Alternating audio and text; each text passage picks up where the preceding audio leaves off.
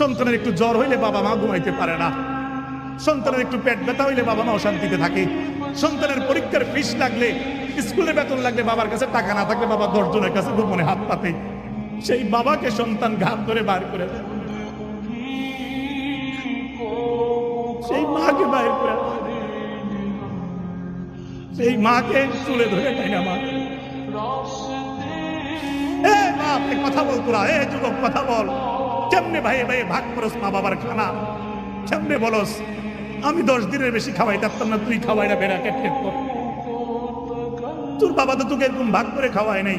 তোরা যখন 5 জন একসাথে বড় হইছ, বাবা তো একদিন করে খাওয়ায় নাই, প্রত্যেকদিন সবাই খাওয়াইছে। তোর মা তো লালন পালন করতে সময় এত ভাগ করে নাই, নিজে কষ্ট করে থাকছে শীতের রাতে ঠান্ডার মধ্যে, তোর প্রস্রাবে ঘুমাইছে, তোকে আরাম করে রাখছে। তুই কেমনে মা বাবার কষ্ট দেস? তুই কেমনে কষ্ট পারতাম না আর খাওয়াইতাম?